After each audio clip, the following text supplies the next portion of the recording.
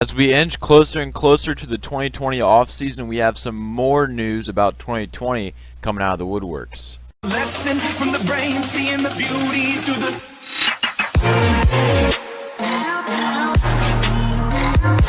YouTube, welcome back to the video. Today we're going to be talking about some drivers who talked about their plans in 2020, some positive, some negative, some I don't even know what to take from it. I talked about most of this on the podcast just yesterday, and obviously I don't expect you guys to go through and watch the entire 2 hours now that it's happened, but be sure to check out next week's podcast. We still have a pending date on that. We're trying to find a date that works for everybody, and we're thinking like if we do it Saturday, it's not really a good time because the race is the next day. Might as well wait until till Sunday. So I would say the best looking time is probably Sunday after the race, but do just keep an eye out. I will make sure you guys are notified. I do plan on having another video out this week, so make sure to watch that, and hopefully by then we will know what time.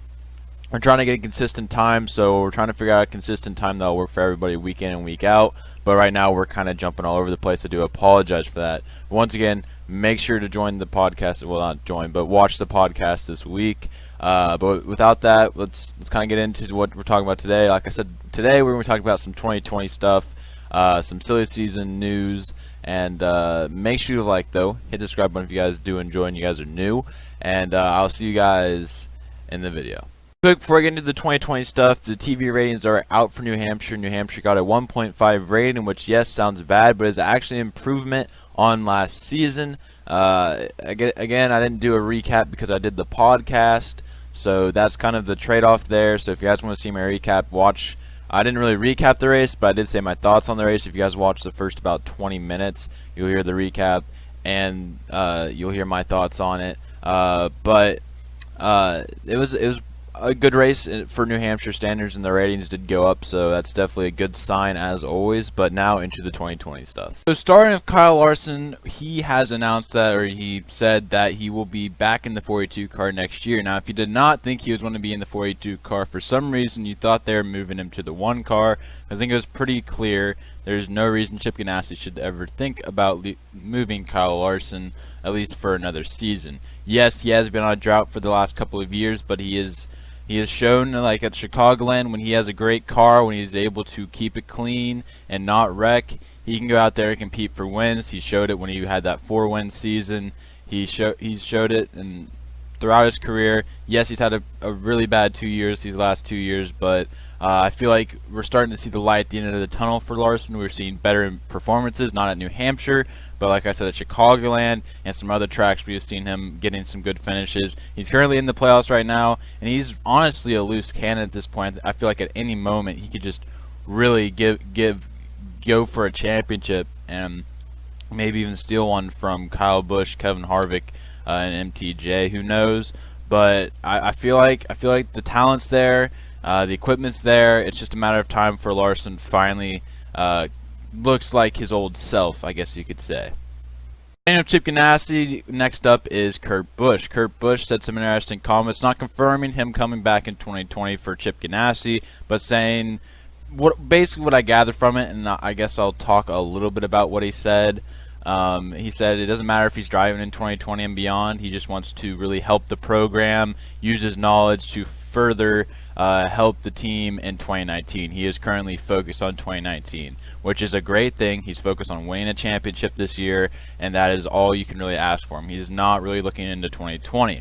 If I'm Chip Ganassi, with the way Kurt Busch has completely 180'd that program, the 1-car program, they need to sign him back for another year to further improve the program. Maybe even that can even go a little bit over into the 42 camp, run off into that camp and see that car get improved finishes and stuff like that.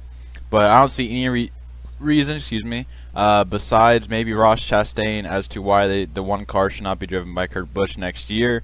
And again, with Ross Chastain, I'm really high on the guy, but I think Kurt Busch right now, there's no reason to kick the best and most consistent Chevy driver right now out of the 1 car. I don't see any reason why Chip Ganassi should do that, especially with just the way they've turned around from last season. It's really crazy.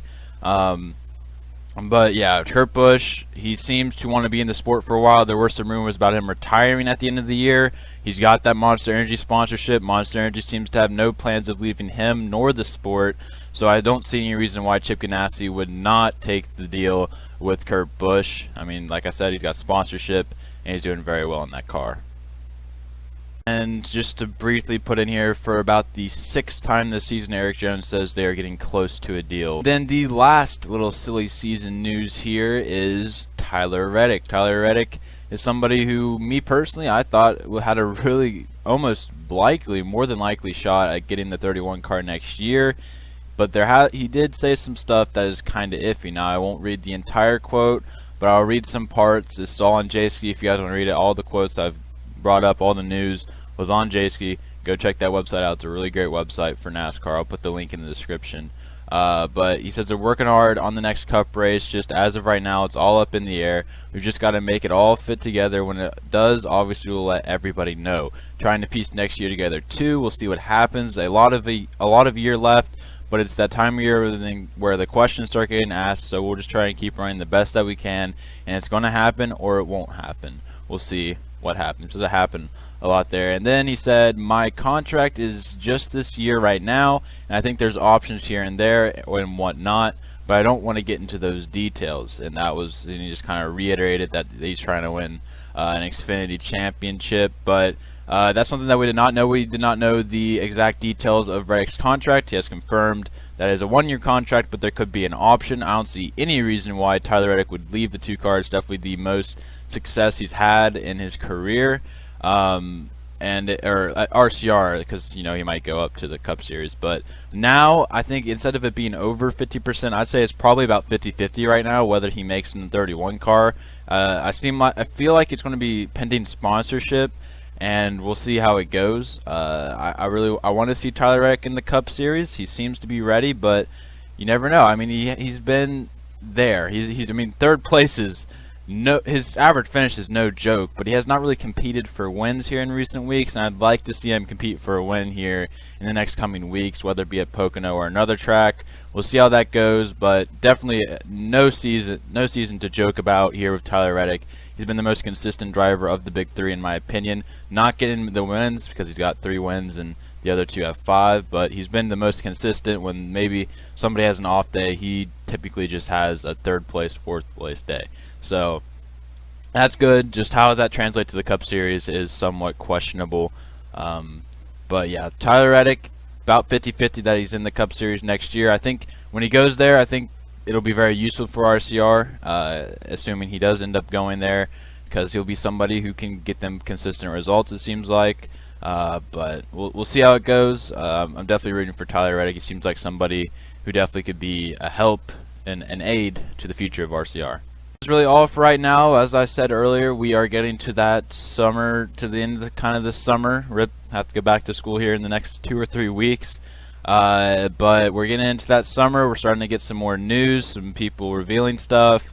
And SHR, I mean, there wasn't any news that came out, but Clint Bowyer is really making a case for Cole Custer to replace him. He has not had a great last couple of weeks. He's outside the playoffs, I believe. I believe if he's not outside, he is just inside the playoffs. So that is something definitely concerning in SHR equipment.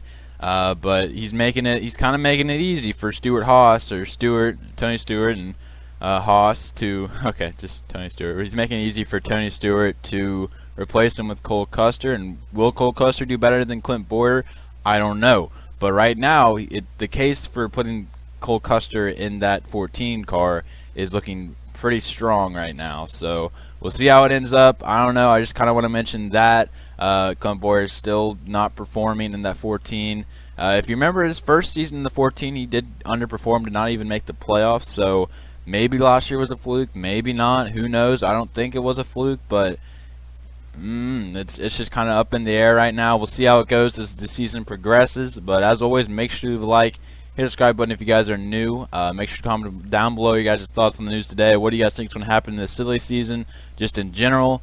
What's going to happen to Christopher Bell? Didn't talk about him today. I mean, we know he's standing with Joe Gibbs now, but which Joe Gibbs car will be driving, the 20, or the 95? Obviously, Xfinity and Cup 20. Yeah, be sure to let me know, and that's all I got for today. Peace out.